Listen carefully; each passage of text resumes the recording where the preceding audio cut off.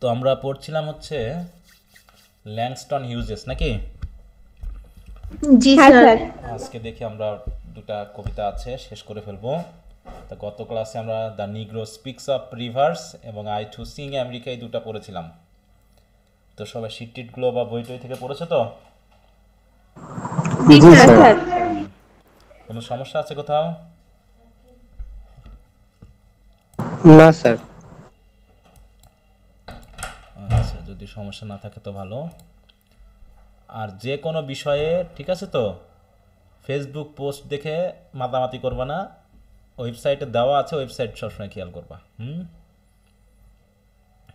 অনেকে তোমরা টেনশনে পড়ে যাবে, এ করো সে করো, সব তো হ্যাঁ ওয়েবসাইটে স্যার, ওই গ্রুপগুলোতে মিথ্যা ওই বিভ্রান্তিকর জিনিস দেয়, ওই দেখলেই টেনশন বেড়ে যায়। তোমরা দেখো বলেই তো ওরা দেয়। ঠিক আছে তো, রেজাল্ট দেওয়ার আগে আজ থেকে 3 দিন আগে থেকে, 4 দিন আগে থেকে, 1 সপ্তাহ আগে থেকে চলে, এই আজকে রেজাল্ট দিবে, কাল দিবে, ই দিবে, ও দিবে, তা দিবে। হ্যাঁ, যখন দেওয়ার সেটা দিবে, এত টেনশন করার কি আছে? আচ্ছা, তো যাই হোক, আমরা তাহলে আজকে যদি আগেরগুলোর কোনো প্রবলেম থাকে তো একটু বলতে পারো, যদি না থাকে তো আমরা নেক্সট দুটা পড়ে ফেলবো।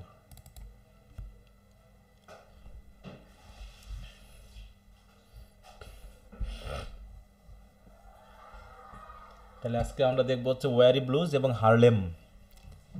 প্রত্যেকটা কবিতারই, এখানে যে কবিতাগুলো আছে প্রত্যেকটারই থিমেটিক আইডিয়া একই ধরনের। হ্যাঁ, নিগ্রো, ঠিক আছে তো,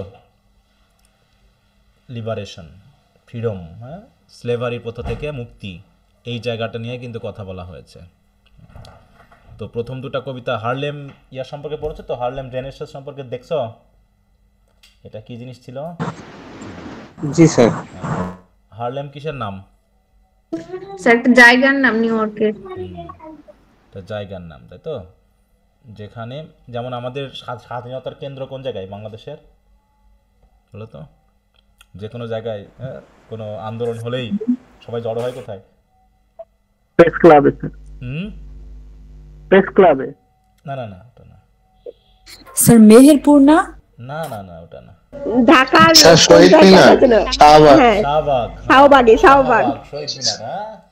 তো ওইরকম আর কি জায়গা, ঠিক আছে তো। সেখানে যে কোনো আন্দোলনের কোথায় যাবে, হয় শহীদ মিনার প্রাঙ্গণে, আর না ওই জায়গার যে মোড় আছে নাকি, শাহবাগ মোড়ে গিয়ে জড়ো হবে, দিয়ে সব হয়েছে। প্রেস ক্লাব শুরু হয় ওখান থেকে স্যার শাহবাগে যায়। হ্যাঁ হ্যাঁ, ওখান থেকে ও তো টেক্সট। আচ্ছা, তো এখানেও ঠিক ওই ব্যাপারটা আমরা দেখছি। তো যেহেতু তোমরা ল্যাংস্টনের আশা করি ব্যাকগ্রাউন্ড ইতিহাসগুলো পড়েছো, হারলেম রেনেসাঁ কি, কেন হয়েছিল, কিভাবে হয়েছে, এবং সেগুলো আফ্রিকান, আমেরিকানদের অবস্থা কী ছিল, সেগুলো আমি দিয়েছিলাম। সবাই আশা করি পড়ছো তো সবাইগুলো নাকি? হ্যাঁ স্যার, পড়ছি। এবং জি স্যার। এবং তাদের সাথে কয়েকটা গান, তাই তো, একটু জড়িত, যেমন হচ্ছে ব্লুজ, জ্যাজ, হ্যাঁ, এই গানগুলো তো জড়িত। তো এই কবিতাটা আজকের নাম কি, আজকে কবিতাটার নাম কি? The weary blues. এই ব্লু বলতে কি নীল টিল কোনো কিছুকে বোঝাচ্ছে, নাকি এটা এক ধরনের গানকে বোঝাচ্ছে? স্যার দেখো, ব্লু, হ্যাঁ, ওয়ারি ব্লুজ।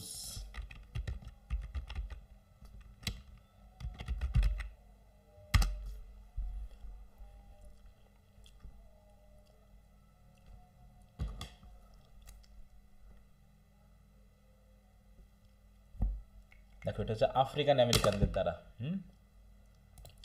জ্যাজ এইরকম। দেখো, blues is a secular music genre and form that originated among African Americans in the Deep South of United States around the 1860s, blending spiritual work songs and field hollers. It is a foundation style that has heavily influenced many other genres like jazz, rock, country music. এগুলো এই blue থেকেই তৈরি। Blues আসলে এক ধরনের কর্ডেরও ইয়ে আছে, music যে কর্ড, নোটেশন, এই ব্যাপারগুলো আছে। যদি কেউ মিউজিকের সাথে যুক্ত থাকো তাহলে বুঝবা, বিশেষ করে কিবোর্ড, পিয়ানো এগুলো শিখতে গেলে এই ধরনের ইয়াগুলো লাগে। তো it is a foundational style that has heavily influenced many other genres. আরও বিভিন্ন ধরনের সঙ্গীতের নাম, যেমন হচ্ছে জ্যাজ, রক, কান্ট্রি মিউজিক। তারপর যে কি characteristic include specific chord progression, chord আবার বুঝো তো? কর্ড হচ্ছে কয়েকটা নোট একত্রে ধরলে পারে যে সাউন্ডটা তৈরি হয় তাকে কর্ড বলে। হ্যাঁ, এখন আপনি chord in music, chord circle বলে একটা বিষয় রয়েছে। এই যে a group of 3 or more notes যেটা played at the same time, মানে প্লে টুগেদার, একসাথে যদি আমরা একটু খেয়াল করি, এই যে গিটারে এরকম করে ধরা হয়, ঠিক আছে তো? এই এক একটা আঙ্গুল মনে এক একটা নোট, এটা একটা, এটা একটা, এটা একটা, তার তিনটা একসাথে ধরে যখন স্ট্রামিং করা হয়, বাজানো হয়, তখন যে সাউন্ডটা একসাথে হয় ওটাকে একটা কর্ড বলে। এই যেমন এই তিনটা যদি একসাথে ধরা হয়, এগুলো হচ্ছে একটা কর্ডের বিষয়। হ্যাঁ, জি মাইনর, দেখো এখানে D minor, G major, C major, হ্যাঁ, এফ মেজর, এরকম কর্ডের নাম এগুলো, বুঝতে পারছো? তো একসময় এগুলো নিয়ে খুব ছিলাম। হুম,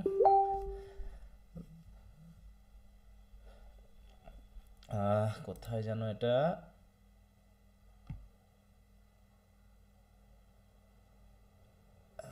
আচ্ছা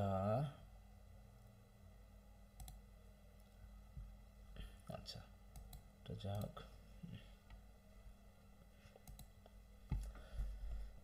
তো এই ব্লু এরকম একটা মিউজিকের নাম, মনে থাকবে তো? এখন তোমরা যদি ইউটিউবে স্যার। সার্চ দিয়ে একটু শোনো তাহলে কেমন লাগে দেখা যাক।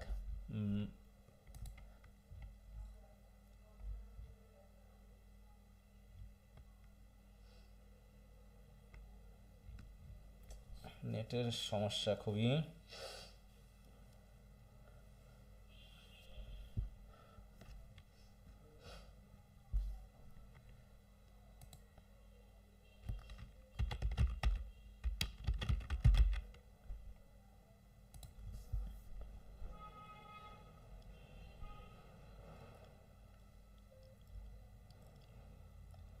দেখ এখানে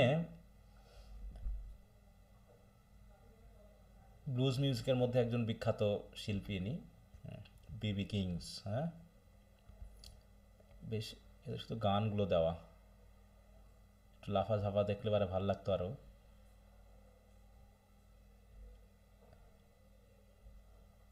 না, এখানে শুধু ইয়াগুলো দেওয়া।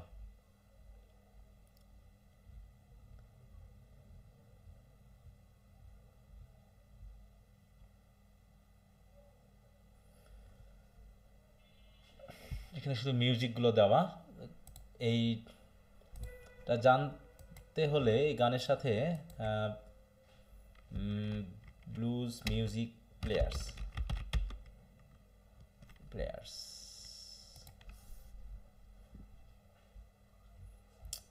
নেটের অবস্থা এত খারাপ হলে হয়? সবাই কি শুনতে পাচ্ছ তো আমাকে নাকি? হ্যাঁ স্যার, শুনতে পাচ্ছি। হ্যাঁ স্যার।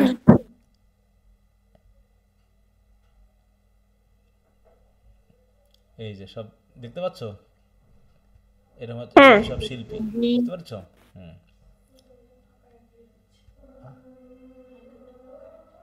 কেন? সমস্যা নেই, থাক। তো দেখো অধিকাংশ শিল্পীদের কিন্তু একটু নিগ্রো, হ্যাঁ তাই না? অধিকাংশ কি নিগ্রো না? হ্যাঁ স্যার। অধিকাংশ কিন্তু নিগ্রো। দেখো এর সবগুলো সব নিগ্রো।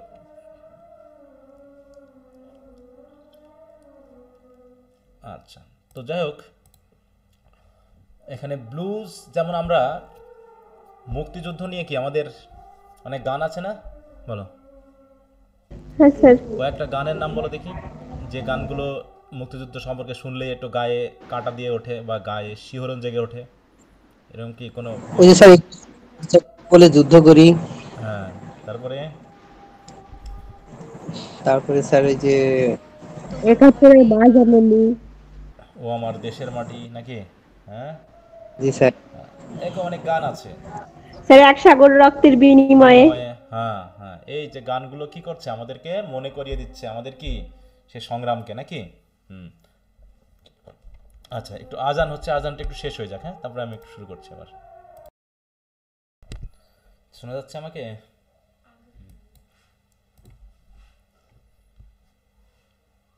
শুনতে পাচ্ছ? জি স্যার। জি স্যার। আচ্ছা, তো দেখো এখানে যে কবিতাটার এর যে মূল বিষয়টা সেটা হচ্ছে, দেখো Langston uses the weary blues. Weary মানে কি? স্যার ক্লান্ত। ক্লান্ত নাকি? হ্যাঁ, ক্লান্ত, মানে ব্লুজ যেন ক্লান্ত হয়ে গেছে, হ্যাঁ, ব্যাপারটা এরকম। তার মানে কি এখানে এক ধরনের মানে কি বলবো অবসন্নতা বা এক ধরনের ডোমিনেশন বা সাপ্রেশনের বিষয়কে এই গানের মাধ্যমে রিপ্রেজেন্ট করা হচ্ছে।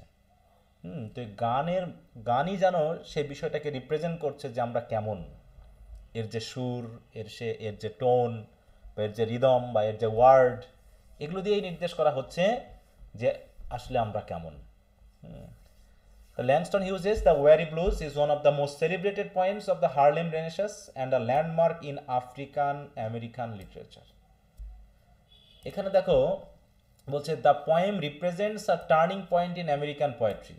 Hughes introduces the rhythm, tones and spirit of African American musical forms, especially the blues, into written verse, creating a bridge between oral folk tradition and literary art. তার মানে তিনি ফোক ট্রেডিশনের সংটাকে তিনি আর্টের সাথে, লিটারারি আর্টের সাথে কানেক্টেড করে ফেলেছেন তার এই কবিতার মাধ্যম দিয়ে।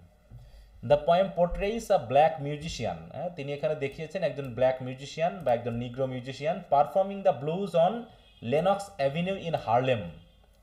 হার্লেম ওই যে জায়গাটা না, শাহবাগ আমাদের, তাহলে নিউ ইয়র্কের হার্লেমের লেনক্স নামে যে অ্যাভিনিউটা রয়েছে সেখানে একজন ব্ল্যাক মিউজিশিয়ান কি করছে? ব্লুজ পারফর্মেন্ট করছে নাকি? Performing the blues through vivid imagery, musical rhythm and colloquial language. Hughes captures the essence of black experience. এই কবিতার মাধ্যম দিয়েই বা এই গানের মাধ্যম দিয়েই তিনি ব্ল্যাকদের যে এক্সপিরিয়েন্স সেটাকে তিনি তুলে ধরেছেন। It's pain, endurance and artistic beauty. To understand the depth of the weary blues one must explore historical, যেটা আমি আর পড়তে যাচ্ছি না, হার্লেম রেনেসাঁস কীভাবে তারা প্রভাবিত হয়েছে এগুলো নিয়ে কথা না বলে আমরা সরাসরি কবিতাটা পড়তে তুলেছি, তোমরা এগুলো একটু নিজেরা পড়ে নিও, ঠিক আছে?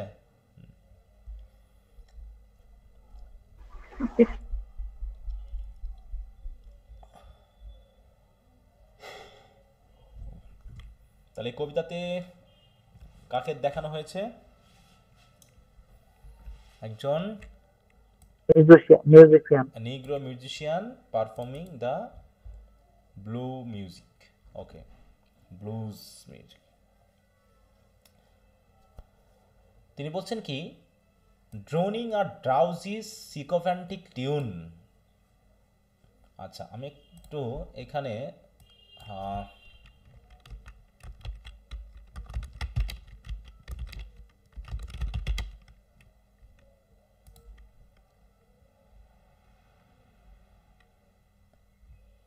এক ধরনের পিয়ানো দেখবা কাঁধে করে নিয়ে বাজায় না, বলো? হ্যাঁ স্যার। জি স্যার।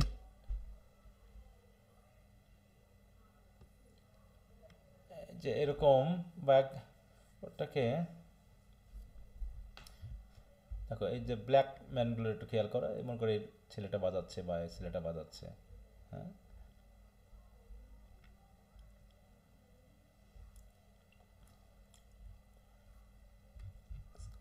দেখো হাতটা কেমন এই ছেলের, কোন কালার হাতটা? ব্ল্যাক। ব্ল্যাক। আর এই পিয়ানোর ইয়াগুলো কেমন? এগুলো সাদা নাকি? হ্যাঁ স্যার। দেখো এই যে হ্যাঁ স্যার। দেখো এটা কেমন, মানে কন্ট্রাস্টিং একটা ইয়া দেখানো হয়েছে যে ব্ল্যাক। ওকে, তো এখানে যেহেতু পিয়ানোর ব্যাপার এসেছে তাই বলছে ড্রনিং আ ড্রাউজি সিকোফ্যান্টিক টিউন, সরি সিঙ্কোপেটেড টিউন। হ্যাঁ, ড্রোনিং মানে কি? ড্রোনের মতো করে বাজানো, হ্যাঁ, দ্রুত বাজিয়ে যাওয়া। হ্যাঁ, ড্রাউজি মানে কি? খুব ফাস্ট, অথবা এক ধরনের মানে কি বলবো, ড্রাউজি বলতে আমরা কেমন বুঝি? স্লো না ফাস্ট সেন্স আসবে যেটা ড্রাউজি মানে? ড্রাউজির মিনিংটা কি জানা আছে? ড্রাউজি মানে হচ্ছে নিদ্রালু বা ঘুম ঘুম ভাব। তাহলে নিদ্রালু বা ঘুম ঘুম ভাব হলে কি খুব ফাস্ট বাজানো হবে নাকি স্লো? স্লো। মানে এক ধরনের মানে কি বলবো ক্লান্ত ভাব ঘুম ঘুম ভাব সেইভাবেই সে বাজাচ্ছে। তাই বলছে ড্রোনিং আ ড্রাউজি সিঙ্কোপেটেড টিউন। এখন সিঙ্কোপেটেড এর মিনিংটা কি? আচ্ছা আমি এখান থেকে এটা থাক, কাজে লাগবে যেহেতু। দেখো বলছে কি মিউজিকের ক্ষেত্রে বলছে of music or rhythm characterized by displaced beats or accent so that the strong beats are weak and vice versa. মানে বলছে displaced beats or accent so that the strong beats are weak, মানে মাঝে মাঝে এক ধরনের মানে কি বলবো এটাকে, গান না শুনিয়ে তো একটু বোঝানো তো খুব মুশকিল। মানে তোমরা যদি একটু ব্লুজ মিউজিকগুলো একটু দেখো তাহলে বুঝতে পারবে, মাঝে মাঝে একটু জোরে চিৎকার করে ওঠা, জোরে উচ্চ স্বরে বাজানো, ঠিক আছে? তো মনে করো আস্তে আস্তে বাজাতে বাজাতে আবার মাঝে মাঝে একটু মানে স্যার কেমন যেন কাউ কাউ করে ওঠে। হ্যাঁ ওই রকম আর কি, আর জোরে জোরে বাজানো, ঠিক আছে? তো মিউজিক্যাল ইনস্ট্রুমেন্টগুলোকে বা মানুষ গলার ভয়েসটা, এইটাকে বোঝানো হচ্ছে যে ড্রাউজি কিন্তু সিঙ্কোপেটেড, হ্যাঁ মাঝে মাঝে একটু উচ্চস্বর। তারপর হচ্ছে ড্রাউজি, তারপর হচ্ছে ড্রনিং আর drowsy syncopated tune rocking back and forth to a mellow croon. দেখো rocking back and forth, guitar বাজানো দেখছো কখনো কখনো, যখন খুব আবেগী হয়ে যায়, হ্যাঁ তখন কেমন করে? সে কি আর দাঁড়িয়ে থাকতে পারে নাকি লাফালাফি শুরু করে দেয় বলো তো? লাফালাফি করে স্যার। তাই বলছে রকিং ব্যাক অ্যান্ড ফোর্থ, মানে কি একবার সামনে একবার পিছনে এরকম ভাবে ছুটে যা, মানে লাফালাফি করতেছে। টু আ মেলো ক্রুন, ক্রুন আবার কেমন? দেখো ক্রুন হচ্ছে এই সাউন্ডের সাথে রিলেটেড, আর soft low voice or tone. কখনো খুব জোরে চিৎকার করে লাফিয়ে উঠছে, আবার মাঝে মাঝে কি হচ্ছে আস্তে করে স্লো করে বাজিয়ে আবার নিজেকে পিছনের দিকে নিয়ে যাচ্ছে, এরকম আর কি। মানে মিউজিকের সাথে সাথে নিজের যে দৈহিক যে আন্দোলন বা ডান্সিং সেটাই কিন্তু এখানে দেখানো হয়েছে আর কি। হ্যাঁ তা বলছে হাম or Singh in a soft low voice specially in a sentimental manner. তাহলে ক্রুন মানে কি এখানে কি বোঝানো হয়েছে? মেলো ক্রুন মানে কি খুবই সফট যে টিউন, সফট যে ভয়েস সেটাকে বোঝানো হয়েছে।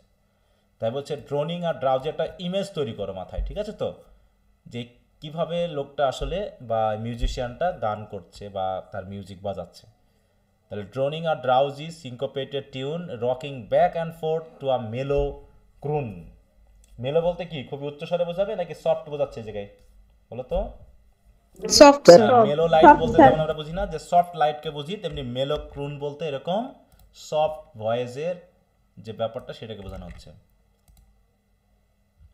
দেখো মেলো বলতে আমরা বুঝি সফট, হ্যাঁ স্মুথ অর সফট, এটা ফ্রি ফ্রম হার্শনেস, যেখানে কোনো রুক্ষতা নেই এক ধরনের, সেটা মিউজিকের ক্ষেত্রে হোক কালারের ক্ষেত্রে হোক, সেইটাকে বোঝানো হয়েছে।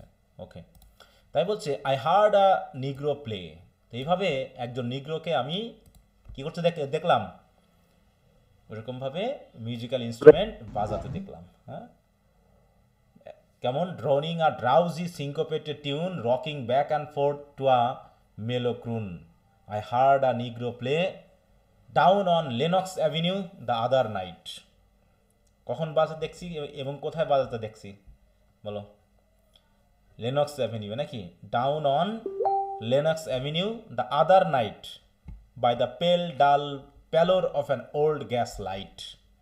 তাহলে দেখো ওল্ড গ্যাস লাইট বুঝি তো আমরা, মানে তৎকালীন সময়ে, এখন তো আমাদের রাস্তাতে কি গ্যাস লাইটের ইয়া থাকে, মানে ওই যে কি যেন বলে এগুলো, পোস্ট, ল্যাম্প পোস্ট, নাকি এখন বিদ্যুতের আছে?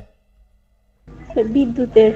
বিদ্যুতের স্যার। আর তখন ছিল কি গ্যাস দিয়ে বা কেরোসিন দিয়ে ওই যেগুলো মোটামুটি উন্নত রাস্তা বা রোড সেগুলোকে আলোকিত করে রাখার চেষ্টা করা হতো। তো এরকম একটা ল্যাম্পপোস্ট বা ওইরকম একটা লাইটের, হ্যাঁ গ্যাস লাইটের নিচে দেখো পাশে কোথায় বলো? লেনক্স অ্যাভিনিউয়ে দ্য আদার নাইট, মানে আজকের রাতে না, আগের রাতে, হ্যাঁ তাহলে down on Lenox avenue the other night by the pale dull pallor. তাহলে যেহেতু gas light old gas light, অতএব আলো খুব কম, ঠিক আছে? পেল ডাল, ঠিক আছে? তো এই অবস্থায় তাকে আমি গাইতে দেখেছি, এবং যখন সে গান করছিল বা যখন সে বাজাচ্ছিল তখন সে তার সুরগুলো কি খুব ফাস্ট নাকি একটু স্লো বলো তো? এখানে কি একটু স্লো। স্লো, তাই না? তাহলে স্লো যেহেতু মিউজিকের টোনটা বা টিউনটা যেহেতু স্লো, তো যখন কেউ কোনো মিউজিক্যাল ইনস্ট্রুমেন্ট বাজায় তখন কি সে স্থির হয়ে দাঁড়িয়ে থাকতে পারে, নাকি সেও তালে তালে নাচতে থাকে? বলো তো, গা দুলাতে থাকে না? সেও কি? জি স্যার। তাহলে যদি ফাস্ট হয় তাহলে সে খুব দাপাদাপি করে, আর যদি স্লো হয় তাহলে সেও গানের তালে তালে নিজের বডিটাকে একটু সোয়ে করে। সোয়ে মানে বুঝো তো? সোয়ে মানে কি? স্যার দোলানো। দোলানো। হ্যাঁ, সোয়ে মানে দোলানো।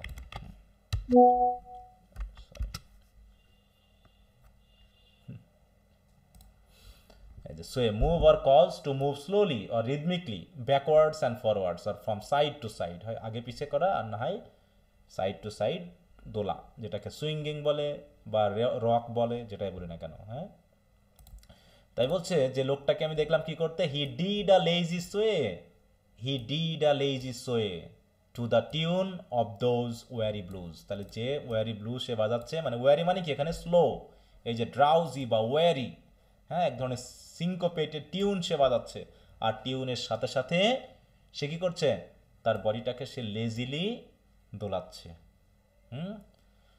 এবং with his ebony hands, ebony hands দিয়ে কি বোঝানো হয়েছে?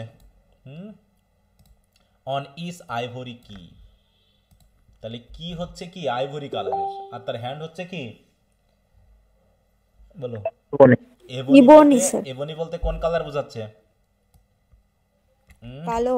কালো। হ্যাঁ, হ্যাঁ, তাহলে সে আইভরি কি এর উপর, ঠিক আছে তো? দেখো হেভি ব্ল্যাকিশ, হ্যাঁ, এবনি মানে কি heavy blackish are very dark brown timber from, এটা গাছকে বোঝায়, এবনি উড বা কাঠ বোঝায়, কিন্তু এখানে ডার্ক ব্রাউন আর ব্ল্যাক ইন কালারকে বোঝানো এবনি ইউজ করা হয়েছে। আর আইভরি বলতে কোন কালারকে বুঝবো আমরা? সাদা, তাই তো? এইগুলো যেমন সাদা তেমনি তেমনি এখানে যেহেতু পিয়ানোর আমরা জানি যে পিয়ানোর এই যেগুলো, হ্যাঁ, কিগুলো কি সাদা না? এই সাদা, আর এই হচ্ছে তার হাত।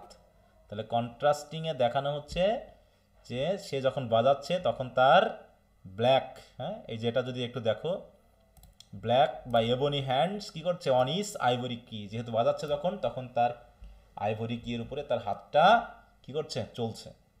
He made that poor piano মোন উইথ মেলোডি, আর সেই এবনি হ্যান্ড দিয়ে, হ্যাঁ, আইভরি কি এর উপর এবনি হ্যান্ড চালিয়ে সে পোর পিয়ানোটাকে যেন সে মন করাচ্ছে। মন মানে বুঝো তো, মেলোডি বা সুর দিয়ে সে তাকে কি করাচ্ছে। দেখো, মেড দ্যাট পোর পিয়ানো মন, মন মানে বুঝি তো? মন বলতে কি বোঝায়? আর্তনাদ করা, বুঝি আমরা, কাতরানো, ব্যথায় যেমন কাতরায় না মানুষ, ওই রকম মানুষ যেন তার পিয়ানো যেন তার মনের যে আর্তনাদ, সে আর্তনাদকে যেন তুলে ধরছে। দেখো, মন হচ্ছে making a long low sound expressing physical আর mental suffering or sexual pleasure, যেটাই হোক। হ্যাঁ, তাই গ্রোন বা মন বা ক্রাই বা হুইন বা হাউলিং, মনের, বিশেষ করে এখানে তো আর আনন্দ বোঝাবে না, এখানে কি বোঝাবে এই লোকটার, বলো? এই মন দিয়ে স্যার দুঃখ কষ্ট এগুলাই বোঝাবে, তাই না? হ্যাঁ, মৌন, দুঃখ কষ্টকে বোঝাবে। তাহলে এইটুকু দিয়ে আমরা বুঝলাম যে একজন মিউজিক্যাল ইনস্ট্রুমেন্ট বাজিয়ে কিভাবে তার মনের কষ্টকে বা দুঃখকে রিপ্রেজেন্ট করছে। তাহলে কবি just has created an image that a Negro music player, হ্যাঁ, is playing his musical instrument, এবং তার মিউজিক্যাল ইনস্ট্রুমেন্ট ইটসেলফ, হ্যাঁ, গিভিং ফোর্থ, হ্যাঁ, আর tune that is full of sorrow and suffering. কারণ মর্নিং শব্দটা রিপ্রেজেন্ট করছে এখানে, যে তৎকালীন সময়ে আন্দোলনটা শুধু যে শিল্পীরা করেছে, মানে শুধু কবিরা করেছে বা শুধু সাধারণ জনগণ করেছে তা না, এখানে দেখানো হচ্ছে যে হার্লেম রেনেসাঁসে সবাই অবদান রেখেছে। যেমন আমাদের মুক্তিযুদ্ধে কি কৃষক, যুবক, নাকি, মানে সবাই, হ্যাঁ, একদম শিল্পী থেকে শুরু করে কবি থেকে শুরু করে সবাই অবদান রাখছে না, বলো? দেখানো হয়েছে।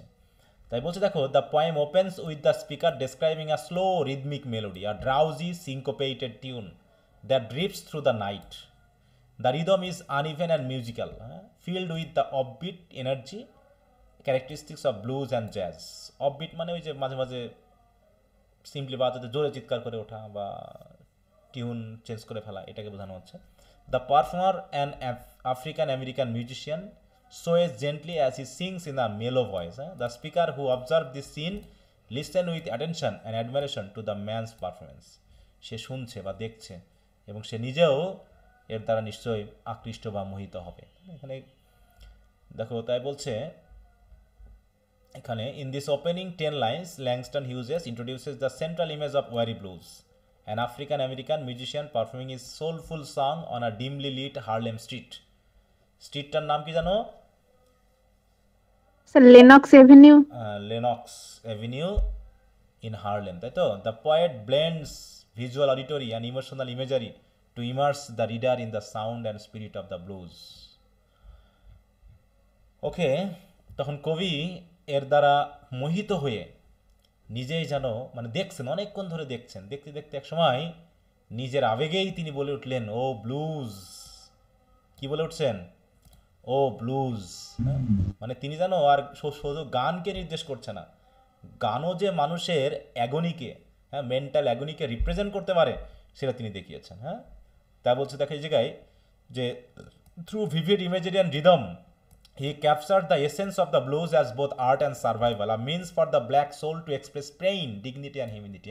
এটাই মানে তখন আর এটাকে যেন শুধু কবির শুধু গান মনে হচ্ছে না, যেটা শুধু একটা ব্লুজ মিউজিক তা না, rather it itself a voice to express pain, dignity and humanity. যে how weary, how exhausted or মানে কি বল ডোমিনেটেড দ্য নিগ্রোজ আর, that even their music is not a source of happiness, rather it also represent their sorrowfulness। তাদের সরোটাকে কিন্তু এখানে নির্দেশ করতেছে।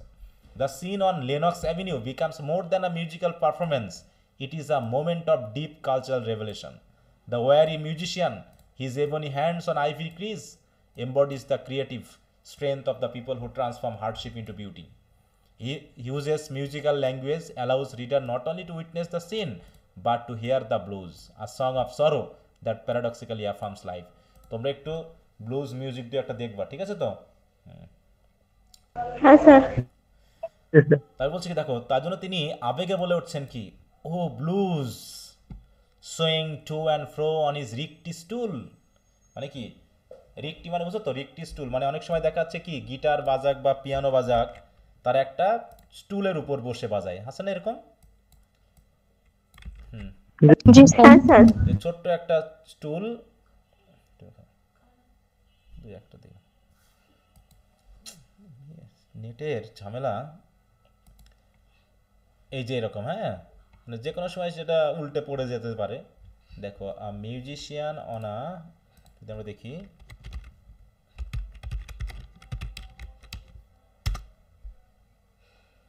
এই যে দেখতে পাচ্ছ,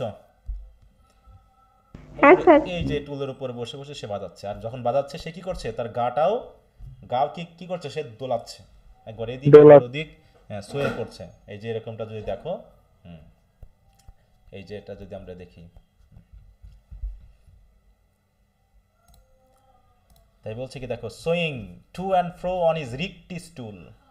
রিক্টি মানে ওরকম, রিক্টি মিনিটে দেখো মানে যেটা আরামদায়ক নয়, কোনো রকম কাস্টল একটা বিষয়, কোনো দুই তিনটা ঠ্যাং আছে যেখানের উপরে বাজানো হয়েছে, ঠিক আছে তো, মানে বসে আছে।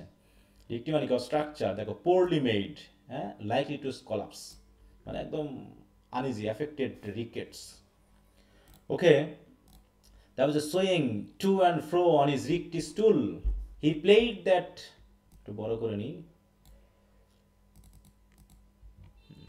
দেখো swaying to and fro on his rickety stool, he played that sad raggy tune। দেখো স্যাড বলেছে, তাহলে টিউনটা কেমন বলো? স্যাড সাথে সাথে কি র্যাগি। র্যাগ মানে বুঝো তো? র্যাগ বলতে আমরা কি বুঝি? র্যাগ মানে হচ্ছে ন্যাকড়া ছেঁড়া টেড়া বুঝাই, এরকম বোঝে না? হ্যাঁ, তো এখানে র্যাগি বলতে কি মানে যেখানে দেখানো হচ্ছে, দেখো এখানে আবার র্যাগেট দিয়েছে, র্যাগি মিনিংটা আছে কি, র্যাগ মিউজিকের ক্ষেত্রে আমরা বুঝতে পারি র্যাগ মিনিং,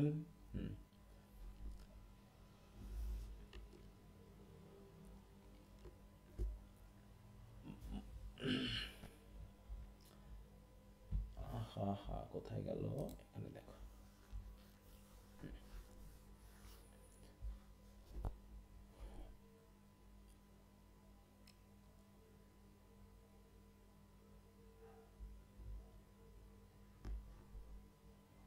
এই যে এখানে যদি আমরা একটু দেখি, হ্যাঁ এই জায়গাটা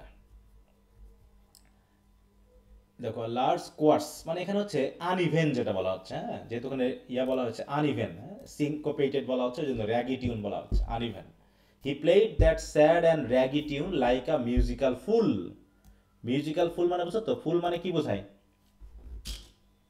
ফুল মানে স্যার ফুল মানে তো বোকা। বোকা, কিন্তু এখানে কি বোকা বোঝানো হচ্ছে নাকি গভীর মাত্রায় সে আসক্ত সেটাকে বোঝানো হয়েছে? স্যার আসক্ত হ্যাঁ, মানে সে যে মিউজিকে প্রচুর পরিমাণে এনগেজড সেটাকে বোঝাতে কিন্তু এখানে ফুল বলা হয়েছে, মানে সে মিউজিকে খুবই এক্সপার্ট অ্যান্ড গভীরভাবে এনগেজড, তাহলে সেভাবে সে বলা হচ্ছে। তাই বলছে he played that sad raggy tune like a musical fool, মানে যারা দেখবা যে যারা স্টেজে গান টান গায় তারা মিউজিকে এত বেশি মানে আকৃষ্ট হয়ে যায় বা এনগেজড হয়ে যায় যে স্টেজের ভিতরে তারা লাফালাফি শুরু করে, ড্রেস ডুস খুলে ছুঁড়ে মারে, এরকম করে না? বলো। জি স্যার। হ্যাঁ, মানে সে এত বেশি মানে মোহিত হয়ে গেছে, হ্যাঁ এত বেশি মাতাল হয়ে গেছে যে তাকে দেখে এখন বোকার মতো মনে হচ্ছে, কারণ সে musically he is so much devoted আর এনগেজড। এরকম ভাবে সে বাজাচ্ছে। এবং সুইট ব্লুজ, প্রথমে হচ্ছে ও ব্লুজ, এবং শুনতে শুনতে কবির কাছে মনে হচ্ছে O sweet blues coming from a black man soul, হ্যাঁ এবং মিউজিকটা বের হচ্ছে কোথা থেকে? একজন ব্ল্যাক ম্যানের হৃদয় থেকে। O blues in a deep song voice with a melancholy tone, হ্যাঁ দেখো গানের ভিতর কেমন আছে? ডিপ সং ভয়েস এবং কি আছে? উইথ আ মেলানকলি টোন, টোনটা হচ্ছে মেলানকলি, ভয়েসটা হচ্ছে ডিপ ভয়েস, এবং এইভাবে গানটা বেরিয়ে আসছে একজন ব্ল্যাক ম্যানের সোল থেকে। তাহলে মেলানকলি টোন কি রিপ্রেজেন্ট করছে বলো? মেলানকলি টোন হ্যাপিনেস বলো, অর সাফারিং? কি নির্দেশ করছে? Suffering. I hard that নিগ্রো Singh, এইভাবে ওই নিগ্রোকে দেখো, নিগ্রো শব্দটা ইউজ করেছে, সিং দ্যাট ওল্ড পিয়ানো মোন, তাহলে ওদিকে নিগ্রো গান করছে আর তার গানের সাথে সাথে পিয়ানো ইটসেলফ ইজ মোনিং, হ্যাঁ পিয়ানোটাও কি করছে? সেও যেন মৌন করছে, হ্যাঁ সেও যেন কাতরাচ্ছে, মানে মিউজিক্যাল ইনস্ট্রুমেন্ট সে নিজেও যেন এই নিগ্রোর স্বরটাকে রিপ্রেজেন্ট করছে, সে স্বর বুঝতে পেরেছে স্বর কি জিনিস। তা গানটা কি? এখানে গানটা দেখে বলছে, হ্যাঁ ain't got nobody in all this world, এই পৃথিবীতে আমার কেউ নেই, হ্যাঁ ain't got nobody but myself। এখানে মা মানে কি? myself আর myself, মানে দেখবা যে শিল্পীরা মানে ইংলিশ ইয়াতে সংগুলোতে অনেক ছোট ছোট করে বলে এগুলো, হ্যাঁ কন্ট্রাস্ট মানে কন্ট্রাকশন করে শব্দগুলোকে তারা বলে। তাহলে ain't got nobody in all this world, ain't got nobody but myself, I is going to quit my frowning, and put my troubles on the shelf। এই মা মানে কি? যেখানে মা ইউজ করা হয়েছে স্যার মাই সেলফ। মাই, তা বলছে আমি ছাড়া আমার এই পৃথিবীতে কেউ নাই, ain't got nobody but myself, হ্যাঁ এরকম আর কি, আমি ছাড়া পৃথিবীতে আমার কেউ নাই। সুতরাং I is going to মানে কি? I am going to quit মানে কি বলো? ত্যাগ করা, বাদ দেওয়া নাকি? I am going to quit my frowning, আমার এই হতাশা, আমার এই কষ্ট, আমি সব কিছু আজ থেকে ত্যাগ করব। and put my troubles on the shelf, আর আজ থেকে আমার যত ট্রাবল সব আমি সেলফে তুলে রাখবো, মানে কি আজ থেকে আমি আর কোনো কিছুতে ট্রাবল মনে করব না, আমি আমার মতো করে চলবো, আমি আমার মতো করে স্বাধীনভাবে চলবো, দেখি কে কি করতে আসে, ব্যাপারটা এরকম। অতএব আমি আমার কথা, আমি আমার মতো করে চলবো, আমি কারো হাতেও নাই, সাথেও নাই, পাতেও নাই, এই পৃথিবীতে আমার কেউ নেই আর আমি ছাড়া আমার কেউ নেই। অতএব কে আছে কে নাই ওগুলো ভাবার আমার টাইম নেই, হ্যাঁ অতএব আজ থেকে আমার যত হতাশা, যত কষ্ট আমি সব কোথায় তুলে রাখবো বলো? সেলফে। হ্যাঁ সব সেলফে তুলে রাখবো। সেলফে তুলে রাখা মানে কি? মানে কোন রকম, হ্যাঁ বলো, সেলফে তুলে রাখা মানে কি? জমিয়ে রাখা। হ্যাঁ মানে আমি আর কিছু মনে করব না, তাই তো? I will not feel the pain I am feeling now, হ্যাঁ যে ফিলিং গুলো পাচ্ছি সেগুলো আমি আর ফিল করব না, এটাকে বোঝাতে ব্যবহার করা হয়েছে। তো দেখো যদি আমরা একটু দেখি এখানে আসলে কি রিপ্রেজেন্ট করছে। দেখো in this section Langston uses deepens the emotional resonance of the weary blues, The musician's entire body, voice and soul become instrument of expression. His rickety stool, deep voice song and moaning piano symbolize endurance through hardship. The blue lyrics reveals loneliness but also a powerful acceptance of life struggle. Struggle গুলোকে সে accept করে নিয়েছে, যেগুলো আমি ভাববো না। The act of singing transforms suffering into beauty, a spiritual healing that reflects the essence of African American experience. যেটা এখানে বলা হলো না, the lyrics of the blues song express deep loneliness. The singer has no one in the world but himself. Yet despite this isolation he resolves to stop frowning. সে আর কোনো কিছু নিয়ে কোনো বিরক্ত বোধ করবে না। To set aside his worries, seeking relief through music and acceptance of life's burden. তো আজ থেকে সে কোনো কিছু নিয়ে আর ভাববে না, কোনো কিছু নিয়ে আর কষ্ট বোধ করবে না। সে মেনেই নিয়েছে এগুলো হবেই স্বাভাবিকভাবে। বুঝতে পেরেছ? যেমন বর্তমানে আমাদের একটা মোটামুটি একটা চলছে, এই যে 49তম বিসিএস এর তো রেজাল্ট দিল নাকি স্পেশাল, দেখছো তোমরা? জি স্যার। জি স্যার। 49তম বিসিএস এর রেজাল্ট দিল। তো প্রতি বছরই নিতেই আছে, ঠিক আছে তো? এবং এই নেওয়ার মাধ্যমে অনেকগুলো মানুষকে এক ধরনের মানে কি চাকরি পাচ্ছে, সবাই চাকরি আমরা অবশ্যই পাচ্ছি, এটা আমরা অস্বীকার করছি না, কিন্তু এক ধরনের বঞ্চনার মধ্যে ফেলা হচ্ছে। বুঝতে পেরেছ? বঞ্চনাটা কি বুঝো? সেটা হচ্ছে, মনে করো আজ থেকে 10 বছর ধরে আমি কলেজে পড়াচ্ছি, এখনো আমি প্রভাষক, লেকচারার, ঠিক আছে তো? কিন্তু বিসিএস রুলস এবং রেগুলেশন মতে 5 থেকে 6 বছরের মধ্যে উচ্চতর গ্রেডে উন্নীত করতে হয়, এবং সেক্ষেত্রে 3টা শর্ত আছে। প্রথমত মিনিমাম 3 বছর চাকরি করতে হবে, দ্বিতীয়ত হচ্ছে তাকে ডিপার্টমেন্টাল এক্সামে পাশ করতে হবে, তারপরে চাকরি স্থায়ী হবে, আরেকটা হচ্ছে সিনিয়র স্কেল পরীক্ষায় পাশ করতে হবে, তারপরে চাকরি স্থায়ীকরণ হবে। বুঝতে পেরেছ? তাহলে এই 3টা স্টেপ, তাহলে চাকরি জয়েন করার পরও আরো 3টা স্টেপ আছে চাকরিটা আমাকে পার্মানেন্ট করার জন্য, ঠিক আছে তো? তাহলে মিনিমাম কত বছর? 3 ইয়ার্স তাকে চাকরি করতে হবে, তারপর 2টা এক্সাম পাস করতে হবে, একটা হচ্ছে ডিপার্টমেন্টাল আর একটা হচ্ছে সিনিয়র স্কেল পরীক্ষা।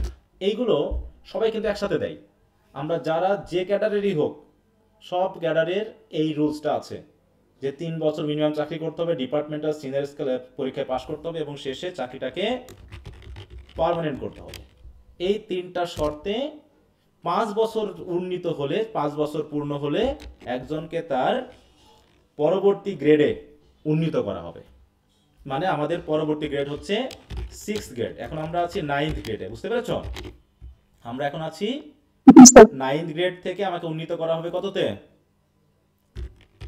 6th গ্রেডে। 6th গ্রেডে উন্নীত করা হবে, ঠিক আছে? তো প্রত্যেক ক্যাডারের, শুধু শিক্ষা ক্যাডার বাদে 26টা টোটাল ক্যাডার আছে, সবার থেকে নিকৃষ্টতম ক্যাডার হচ্ছে এই শিক্ষা ক্যাডার, যাদের আমাদের 10 বছরের চাকরি চলতেছে, বয়স চলতেছে 10 বছর চাকরির, অথচ আজ থেকে 5 বছর আগে আমরা সিনিয়র স্কেল পাস করে গেছি, চাকরি পার্মানেন্ট হয়ে গেছে, কিন্তু আমরা এখন 10 ইয়ার্স ধরে আমরা কি লেকচারার। বুঝতে পেরেছ? আর আমাদের গুরুরা মানে আমাদের সাথে জয়েন করে আমরাও যে শর্ত পালন করেছি তারাও সেই শর্ত পালন করেছে, তারা এখন আমাদের বস আজ থেকে 3 বছর আগে থেকে। বুঝতে পারছো? এমনকি আমি হচ্ছে কত 34th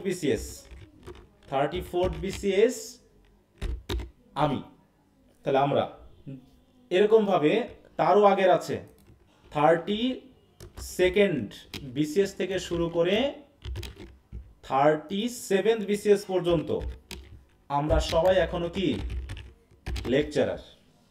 বুঝতে পেরেছ? আর 37th BCS পর্যন্ত আমরা এখনো 9 গ্রেড, কোন গ্রেডে আছি? 9 গ্রেডে আছি। আর 37th BCS পর্যন্ত অন্যান্য সবাই এখন কোন গ্রেডে আছে? 6th গ্রেডে আছে। ঠিক আছে তো? টাকার কথা গুল্লি মারি, টাকা বাদ দিলাম, সামাজিক একটা মর্যাদা আছে না? বলো।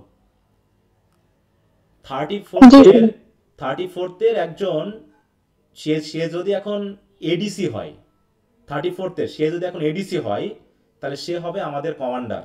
আমাদের হবে কি, তাকে আমাদের সমীহ করে চলতে হবে। যে চেয়ারে সে বসতে পারবে, আমরা সেই চেয়ারে বসতে পারবো না। বুঝতে পারবো? বলো। না স্যার। এটা আমি শুধু আমাদের জন্য বলছি না যে আমরা চাকরি পেয়েছি বলে এক ক্ষোভটা, তা না। তোমরাও কি জয়েন করছো না এটা? বলো। আমি তো 34 জয়েন করেছি, তারপরে এখন চলছে কত, 49তম। তাহলে এর মধ্যে অলরেডি 41 পর্যন্ত জয়েন করে ফেলেছে চাকরিতে। তাহলে সে 41 সবাই আমরা একই, এবং এখন বর্তমানে 49তমতে জয়েন করেছে। এরা কি একই বিষয়ের শিকার হচ্ছে না? বলো। এবং আগামী বছর যে তুমি পাবা না চাকরিটা, এবং তুমি যে এখানে জয়েন করবে না, তা তো না, তুমিও কি এর শিকার হবে না? বলো। জি স্যার, অবশ্যই। তাহলে এইরকম বঞ্চনা চলতেছে এখন। ঠিক আছে? তো যেখানে 5 বছর আগে হওয়ার কথা, সেখানে আরো 5 বছর আমরা পেরিয়ে গেছি। আমরা তো 5 বছর গেলাম। এই যে 32 যারা আছে, তারা কেউ কেউ এখনো 12 থেকে প্রায় 14 বছর পর্যন্ত এখনো প্রভাষক, অথচ তাদের গুরুরা এখন প্রায় ডিসির কাছাকাছি। কথা বুঝতে পেরেছ? তো এটা হচ্ছে একটা বঞ্চনা, যেটা দেখেও না দেখার ভান করছে। এটার জন্য কি আমাদের আন্দোলন করতে হবে? এটা কি বৈধ না? বলো। এটা কি একটা সিস্টেম না? অটো সিস্টেম না এটা?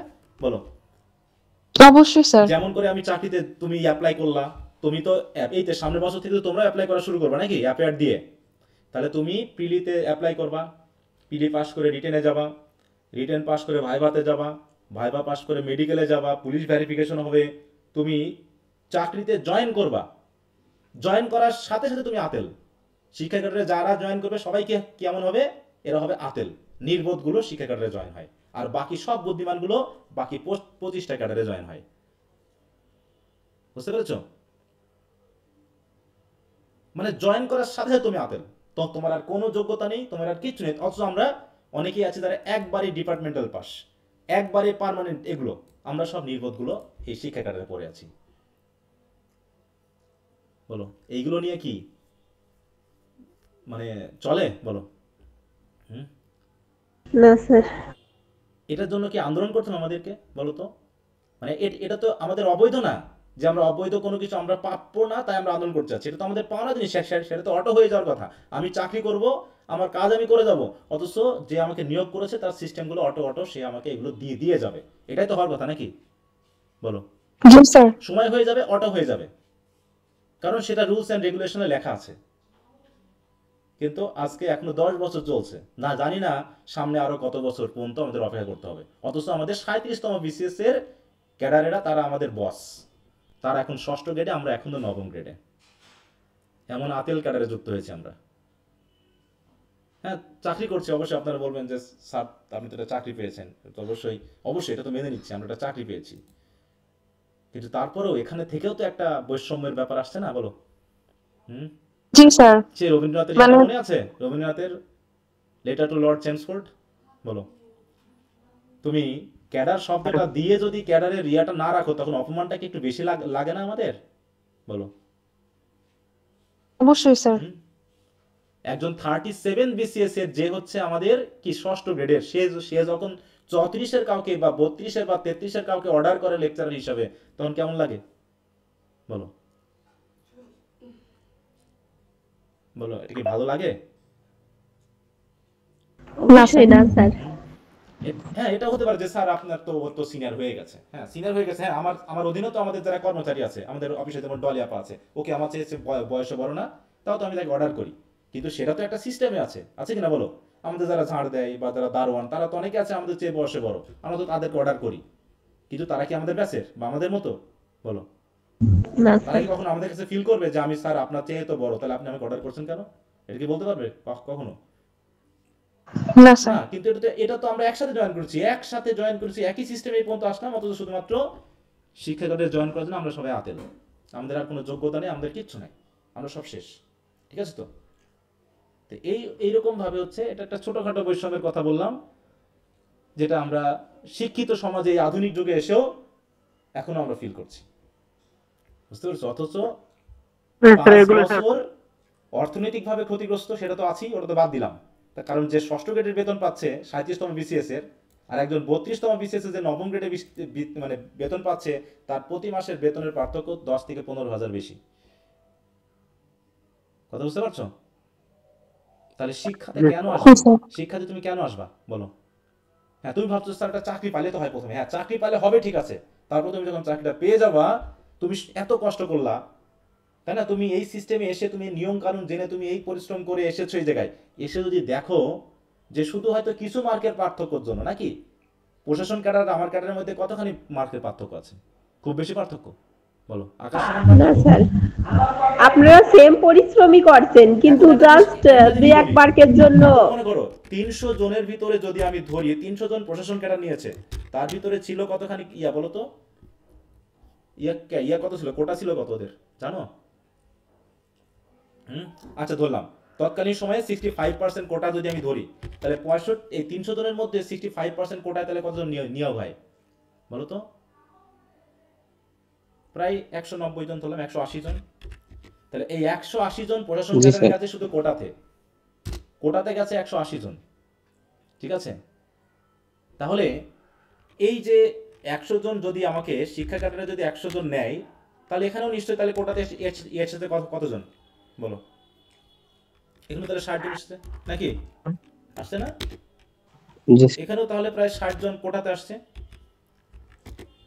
তাহলে এই যে 180 জন কি এই সামনের যে শিক্ষা ক্যাডারের 40 জন ছিল, এদের থেকে কি বেশি শিক্ষিত? বা মানে শিক্ষিত বলছি না আমি, ঠিক বেশি যোগ্যতা সম্পন্ন? অবশ্যই না। 40 জন যারা মেধায় পেল, আর এই যে 180 জন প্রশাসন ক্যাডারে যারা কোটাতে পেল, তাহলে এরা বেশি যোগ্য সম্পন্ন, আর এই 40 জন যোগ্যতা সম্পন্ন না। শিক্ষা ক্যাডারে আসছে বলে তারা আতেল, এই তো? এই 60 জন তো আছেই, যেহেতু এরা কোটাতে আসছে, তাহলে এই বাকি 40 জনও নিশ্চয় আতেল শিক্ষা ক্যাডারে এসে। না স্যার, তা তো হবে না, আতেলই তো।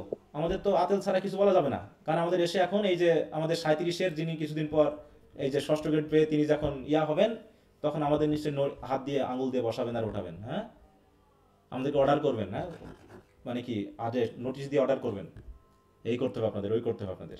আর এই 32, 34, 36, হ্যাঁ, তারা কি করবে? সবাই তার কথা মানতে রাজি।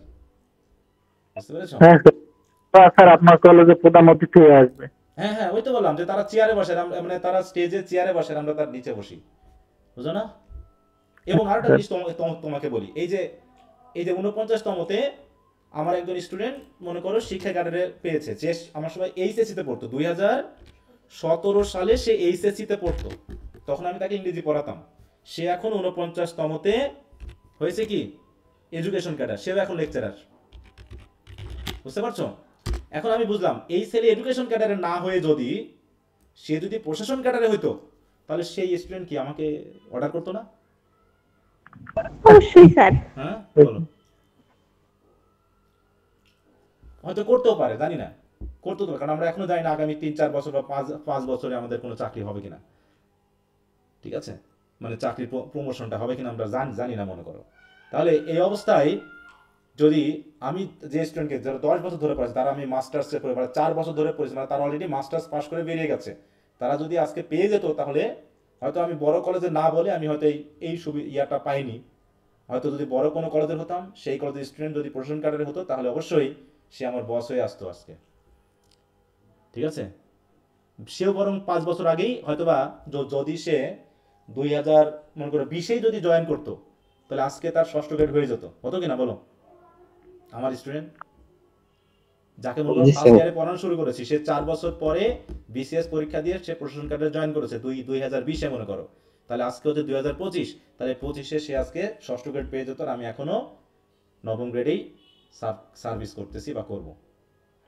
আমি শুধু আমার কথা বলছি, এরকম 32-33-এর অনেক স্যারদের এই অবস্থা। বুঝতে পেরেছো? স্যার আপনি যদি স্যার এই কলেজে না হয় অন্য কোনো স্যার কলেজে হতেন, ধরেন কেন্দ্রীয় ঢাকা পর্যায়ে, তাহলে কি স্যার এই সমস্যাগুলি হতো, নাকি তাদের ক্ষেত্রে সেম হয়? বলো বললাম যে স্যার যদি ওইখানে না হয় কেন্দ্রীয় পর্যায়ে কোনো কলেজে যদি হতেন, তাহলে কি স্যার এই একই অবস্থা হতো না স্যার? মানে কথা বুঝতে পারছি না, তোমার কথা ক্লিয়ার হচ্ছে না, কেউ কি বুঝতে পারছো? স্যার বলছে যে যদি আপনার ঢাকা কেন্দ্রীয় পর্যায়ে হইতো, তাহলেও কি একই সমস্যা ফেস করতে হতো? এটা তো কেন্দ্রীয় পর্যায়ে, তো সারা বাংলাদেশে একই অবস্থা। এটা তো শুধু মেয়ের পোশাক, এটা তো গ্রেড সিস্টেম। তোমার তো তম আসছে না, এত তম এত তম, সেটা যে কলেজেরই হোক, সবাই তো একই ইয়েতে এই এই 34-এর যত সারা বাংলাদেশের সবার একই অবস্থা। আমি তো আমার কলেজের কথা বলছি না। তো না, আচ্ছা স্যার, এটাই আর কি জিজ্ঞেস করলাম। অনেক সময় হয়তো স্যার, না, কলেজ ভিত্তিক তো এর কোনো ইয়া নেই তো, যে না মেহেরপুর সরকারি কলেজে বলে স্যারকে প্রমোশন দিব না, ঢাকা কলেজে বলে 34-এর প্রমোশন দিব, এমনটা না তো। আচ্ছা, এটা কেন বললাম স্যার, নন নন ক্যাডারের ক্ষেত্রে অনেক সময় দেখা যায় যে লবিং করে তারা স্যার প্রমোশন নিয়ে নেয়, সেটা সেজন্য নন বললাম। ক্যাডার তো আলাদা জিনিস। হ্যাঁ, ক্যাডার সার্ভিসে তো এটা সম্ভব না যে আমার এই যে আমার 34-এর আগে আমার শিক্ষা ক্যাডারের 35-এ দিয়ে দিবে, তা না। এটা ব্যাচ ভিত্তিক হয়ে যেতে হবে, ঠিক আছে। কিন্তু সবার ক্যাডার ভিত্তিক মন্ত্রণালয়ের উপর ডিপেন্ড করে। হ্যাঁ, আর প্রশাসন ক্যাডার হাতে সব, তো ওরা ওদের মতো নিয়ে নেয়। আর আমাদের তো মাথা নাই, ঠিক আছে, তো আমাদের তো মাথা নাই। হ্যাঁ, আমাদের আন্দোলন করতে হবে, এই আর কি। তো যাই হোক, এই কথাটা একটু বললাম যে যাক একটা বৈষম্যের ব্যাপারটা বোঝানোর জন্য, যে কেমন করে ফিল করে তখন, তাহলে তখনকার মানুষ তাহলে কিভাবে বৈষম্যতা পাকিস্তান আমলে এগুলো ফিল করতো, সেটা আমি এখন ফিল করি আর কি। হ্যাঁ, এগুলো খুবই মানে অর্থনৈতিক ব্যাপারটা যেমনটা আছে তার থেকে বেশি লাগে হচ্ছে সামাজিক পদমর্যাদার ব্যাপারটা। সবাইকে যখন এখনো বলতে হয় যে আমরা এখনো প্রবাসক, এই তোমার চাকরি না 10 বছর হয়ে গেছে, হ্যাঁ 10 বছর হয়েছে, তাতে হয়েছেটা কি, আমি তো বাংলাদেশের মানুষ, ঠিক আছে তো, এবং আমি তো মাস্টার সমাজের মানুষ, অথবা আমাদের এসব লাগে না, বুঝতে পেরেছো? আমাদের গাড়ি বাড়ি এগুলো লাগে না। আজকে ইউনোরা যে গাড়িতে চড়ে চড়ে যায়, আমাদের প্রিন্সিপাল সেই গাড়ির চাকাও কেনার যোগ্যতা রাখেন না, বুঝতে পারছো? জি স্যার। একজন ষষ্ঠ গ্রেডের ইউনো যে গাড়ি চড়ে যায়, একটা কলেজের প্রিন্সিপাল যে হচ্ছে 3rd গ্রেড বা তারও কাছাকাছি বা এরকম কিছু, ঠিক আছে তো, সে এর স্বপ্নই ভাবতে পারে না। কারণ আমরা আতেল জাতি, বুঝতে পেরেছো? কারণ শিক্ষাটা বাংলাদেশের মৌলিক চাহিদার ভিতরে সবার শেষে আসে। আগে আসে খাদ্য, বস্ত্র, বাসস্থান, শিক্ষা ও চিকিৎসা, নাকি? তাহলে শিক্ষাটা কোথায় যাচ্ছে? অবশ্য চিকিৎসা আগে লাগে, শিক্ষা আরো পরে লাগে। ওই জন্য শিক্ষার দরকার নেই খুব একটা। এই জন্য এইটা বলে রাখতেছি যে ভালো করে প্রস্তুতি নাও, যদি সম্ভব হয় অন্তত বাংলাদেশের প্রেক্ষাপটে শিক্ষা নামক কোনো চাকরিতে আসো না। এখানে এসে তুমি মানসিকভাবে অনেক হতাশ হবে এবং স্টুডেন্টরা তোমার দ্বারা ক্ষতিগ্রস্ত হবে, মনে থাকবে তো? এই জন্য প্রশাসন ক্যাডারের কাছে শিক্ষা ক্যাডারটা দিয়ে দেওয়া উচিত। তারা মনে করে যে তারা সবচেয়ে ভালো শিক্ষিত, এদেশে যত শিক্ষক আছে কেউ ভালো শেখাতে পারে না, অতএব প্রশাসনে যারা জয়েন করবে তারাই যেন শিক্ষকতা কাজটা করে, বুঝতে পারছো? যারা ম্যাজিস্ট্রেট হবে তারাই যেন শিক্ষক, কারণ তারা হচ্ছে পৃথিবীর মধ্যে সবচেয়ে বুদ্ধিমান এবং শিক্ষিত এবং চরম শিক্ষিত, এবং তাদের জন্যই যত পিএইচডি যত কিছু সব ওদের জন্য, আমাদের জন্য লাগে না। ওরা পিএইচডি করে আসবে, ওরা বিদেশ থেকে ট্রেনিং নিয়ে আসবে, নিয়ে এসে যে কি করে আমি জানি না। আসলে পিএইচডি ট্রেনিং এগুলো তো দরকার শিক্ষকদের, নাকি? কিন্তু দরকার নেই ওগুলো ওসবের দরকার নেই। তো এই যে বললাম যে আমাদের অন্তরেও এরকম কষ্টটা আপাতত বাঁচতে শুরু করেছে আর কি, যদিও বাঁচতেছে গত 3 বছর ধরে। হ্যাঁ, কিন্তু এখনো এর কোনো সুরাহা দেখছি না। অলরেডি 40-50 পর্যন্ত যাক, তারপরে আমরা যদি দেয় মনে করে যে শিক্ষকদের দরকার আছে, তখন যাতে সরকার এসে দেয় সেটা দেখে নেওয়া যায়। তখন আমরা যদি দয়া করে ভিক্ষা টিক্কা পাই, হ্যাঁ, তখন হয়ে যাবে কি, তখনকার প্রমোশনটা হবে আমাদের জন্য কি অপমানজনক প্রমোশন, বুঝতে পারছো? মানে অনেকে আছে না যে তুমি দাওয়াত খাইতে গেছো, সবার খাওয়ার পর যদি খাবার থাকে তো তোমাকে দেওয়া যায়, তখন তুমি কি ওটা কেমন ভাবে নিবা বলো? ওই খাবারটা কি একজন ভিক্ষুককে দেওয়া হয় কিনা বলো তো? হ্যাঁ স্যার। এটা তো একটা ভিক্ষুককে দেওয়া হয়। সবার খাওয়া হয়ে যাওয়ার পর যে যদি থাকে তো আপনার জন্য দেখতে পারে, আপনি একটু বসেন। তো আমাদের অবস্থা এখন সেই ভিক্ষুকের পর্যায়ে। আমরা এখন হাঁ করে আছি যে কখন এক টুকরো মাংস ঠকাশ করে এসে আমাদের মুখের মধ্যে পড়বে আর আমরা ওটা একটু রস টেনে টেনে খাবো, বুঝতে পেরেছ? তো যাই হোক, তাই জন্য বললাম যেগুলো আমি এটা আমার জন্য শুধু বলছি না, এই যে আরও কিছু 49তম বিসিএসের মাধ্যমে আরও 600-700 মানে ক্যাডার আমাদের এই আত্মিক, ঠিক আছে তো, রস টানা খাদ্যে ঢুকে পড়লো আর কি। তারাও এসে আগামী 1-2 বছরের মধ্যেই একই রোগে আক্রান্ত হয়ে যাবে, বুঝতে পেরেছো? তাহলে আমি 2016-তে জয়েন করেছি, তারপর থেকে এরকম 49তম, তার মানে কত, প্রায় 15টা ক্যাডার, তাহলে 15টা ব্যাচ ঢুকে পড়েছে। যদিও এর ভিতরে 2-3টা বাদ দিলাম, স্পেশাল ক্যাডার ছিল, ডাক্তার এগুলো। হ্যাঁ, তাহলে এরকম আমরা এই রস টানা ক্যাডার পড়ে আছি, যারা এখন হাঁ করে আছি, প্লেটটা সামনে আগিয়ে দিয়ে আছি, কখন এসে 2 পয়সা আমাদের জন্য ফেলবে।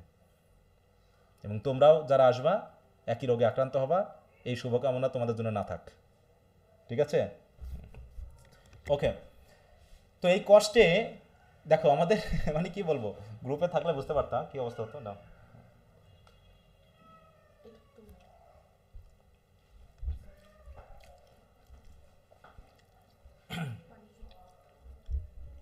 সরি, আমাকে একটু 2 মিনিট সময় দাও। আচ্ছা, সবাই শুনতে পাচ্ছ? হ্যাঁ স্যার। হ্যাঁ স্যার। জি স্যার। একজন স্যার একটু কল দিয়েছিলেন, এই কারণে। ওই সবাই আমাদের নিয়ে খুব ইতে আছে, বুঝতে পারছো যে এটা কি হইতে পারে। হ্যাঁ, যাক, তো এই জন্য মনে করো মাঝে মাঝে অনেক সময় কি করে, গানের তালে তালে মানুষ পা, মানে গান বা করার সাথে সাথে মানুষ পা দিয়ে তাল দেয় না, পা দিয়ে হাত দিয়ে দেয় না অনেক সময়। হ্যাঁ স্যার। তাই বুঝি হ্যাঁ স্যার। জি স্যার। যে থাম থাম থাম, মানে জাস্ট এটা হচ্ছে যে পা দিয়ে একটু দাবানো, ইয়া করা। Went his foot on the floor, এইভাবে ওই যে ফ্লোরে বা ওই রাস্তার উপরে সে পা দিয়ে এরকমভাবে তাল দিচ্ছে। আর কি করছে, he played a few chords then he sang, দেখো সাম মোর, এভাবে সে বেশ কিছু কর্ড বাজাচ্ছে, যে গিটারে বা পিয়ানোতে কর্ড বাজাচ্ছে আর গান করছে। কি কি গান করছে দেখো, I got the weary blues and I can not be satisfied. Got the weary blues and can not be satisfied, মানে কতবার বলছে কথাটা দেখো, রিপিট করেছে। হ্যাঁ, 2 বার রিপিট করার মানে কি, মানে তার ভিতরে যে কষ্টটাকে না, সেটাকে কিন্তু জোর দিয়ে ফোর্সফুলি বলা। আই এইন্ট নো, দেখো হ্যাপি নো মোর, মানে মোর, হ্যাঁ, আমি আর সুখী না। And I wish I had died, এবং আমার মনে হচ্ছে যে আমি মারা গেলে মনে ভালো হতো। তাহলে কি ধরনের মানে অন্তর্জ্বালা থাকলে একজন মানুষ মৃত্যুকেও মানে প্রত্যাশা করতে পারে নাকি, এরকমটা কিন্তু এখানে দেখানো হয়েছে। মানে কি পরিমাণ বৈষম্যের তারা শিকার হয়েছে, কি পরিমাণ তারা তাদের জীবন নিয়ে কষ্টে আছে, যে তারা কি বলছে যে আমরা আর কি হ্যাপি না, আমরা স্যাটিসফাইড হতে পারছি না। ঠিক অনেকটা আই হ্যাভ আ ড্রিম পড়েছিলাম না মার্টিন লুথার কিং এর, পড়েছিলাম। জি স্যার। ওখানেও তিনি হ্যাঁ স্যার। কি বলেছিলেন যে আমি স্যাটিসফাইড হব না, আমরা স্যাটিসফাইড হব না নাকি, যতক্ষণ না এই হচ্ছে, যতক্ষণ না ওই হচ্ছে। হ্যাঁ, উই ক্যানট বি স্যাটিসফাইড, আমরা সন্তুষ্ট হতে পারি না। তো এইভাবে and far into the night he croon that tune, croon মানে কি, ওই যে সফটলি ওই গানটা গেয়ে যাওয়া। এইভাবে গভীর রাত পর্যন্ত সে গাচ্ছে। The stars went out and so did the moon, মানে কি ওয়েন্ট আউট মানে কি, সূর্য মানে কি ডুবে যাওয়া, এবং তারা কি ওঠা নাকি, out. And so did the moon মানে রাত হয়ে গেছে, রাত গভীর হচ্ছে। দ্য সিঙ্গার স্টপড প্লেয়িং, সিঙ্গারও হয়তোবা তার গান শেষ করে ওয়েন্ট টু বেড, সেও হয়তোবা গান শেষ করে তার বেডে গেছে। While the weary blues echoed through his head, সে বেডে শুয়ে শুয়ে যখন সে ঘুমাচ্ছে তখনও হয়তোবা তার সে ওয়ারি ব্লুজ তার হেডের ভিতরে বা মাথায় প্রতিধ্বনিত হচ্ছে। He slept like a rock or a man that's dead, কিন্তু সে এমন গভীর ঘুমিয়েছে কিন্তু তার সেই ব্লুজ তখনও প্রতিধ্বনিত হচ্ছে। সে হয়তো মৃত মানুষের মতো ঘুমিয়েছে, সে হয়তো একটা পাথরের মতো ঠান্ডা হয়ে গভীর ঘুমিয়ে গেছে, কিন্তু তার ব্রেনে সে ওয়ারি ব্লুজের যে প্রতিধ্বনি সেটা কিন্তু এখনো হচ্ছে। তার মানে কি, ওয়ারি ব্লু দিয়ে আসলে কি রিপ্রেজেন্ট করছে বলো তো, ওয়ারি ব্লুজ দিয়ে সরনেস স্যার, দুঃখটাকে। হ্যাঁ, তার সেই সাফারিং, দুঃখ কষ্ট। হ্যাঁ, সে ঘুমাচ্ছে হয়তো বা, কিন্তু ব্রেনে তার দুঃখ কষ্ট তখনও প্রতিধ্বনিত হচ্ছে। হ্যাঁ, তাই বুঝে দেখো। হ্যাঁ, the musician sings about his deep sadness confessing that he has the weary blues, a feeling of exertion, melancholy and dissatisfaction with life. He repeats that he cannot be satisfied, emphasizing the depth of his despair. In his pain, he admits he no longer happy, even wishes for death as a relief from his suffering. আর কি হচ্ছে দেখো, the singer continues performing the late into the night, his soft drawn out voice carrying the sadness of his song. As time passes, the stars and the moon fades from the sky, marking the slow, quiet end of his performance. এবং শেষ পর্যন্ত, after finishing his performance, the tired musician leaves his piano and goes to bed. However, even in his deep sleep, the song "The Weary Blues" continues to echo his mind. He falls into a deep, emotionless slumber, as if lifeless, exhausted from his emotional outpouring. This final line closed the poem as an image of profound weariness. The music that once filled the room now exists only in man's mind, symbolizing how sorrow lingers even after expression. যে sorrow কিভাবে ঘুমিয়ে আছে তারপরও তার sorrowটা কিন্তু তখনও exist করছে. The echo of the blues represents the inseparable connection between suffering and identity. The pain remains internalized, haunting the soul even in rest. তাই বলছে দেখো, হ্যাঁ, he slept like a rock or a man's that dead powerfully conveys both physical and emotional numbness. The man has poured his soul into his song, leaving him drained yet momentarily at peace. তো যাই হোক, এভাবে দেখানো হচ্ছে কি যে কিভাবে মানুষ তার সিম্পল সঙের মাধ্যমেও তার কষ্ট দুঃখটাকে রিপ্রেজেন্ট করতে পারে, তুলে ধরতে পারে। হ্যাঁ, একটা কবিতা হতে পারে, একটা গান হতে পারে, একটা গল্প হতে পারে, এমনকি সরাসরি মানুষ রাস্তায় নেমে তাদের কষ্টকে তুলে ধরতে পারে ফোর্সফুলি। তো এই হচ্ছে ব্যাপার। কবিতাটা বুঝতে পারছো সবাই? জি স্যার। আচ্ছা আচ্ছা, তো যাই হোক, কিছু সময় আমাদের নষ্ট হয়ে গেল। তো আমি এই শিটটা আমি তোমাদের সাথে শেয়ার করে দিব, তোমরা একটু নিজেরা একটু পড়ে নিবা। একই ধরনের কবিতা, ঠিক আছে? তো ওখানে হার্লেম রেনেসাঁস সম্পর্কে, হার্লেমের সম্পর্কে একটা বিষয় বলা হয়েছে, তোমরা একটু ওটা পড়ে নিবা। আগামী দিন আমরা এটা নিয়ে একটু কথা বলবো, ঠিক আছে? আচ্ছা স্যার। আজকে ওকে স্যার। একটু শেষ করছি, তো সবাই ভালো থাকো। ওকে, গুড নাইট, বাই। আসসালামু আলাইকুম স্যার। ওয়ালাইকুম আসসালাম।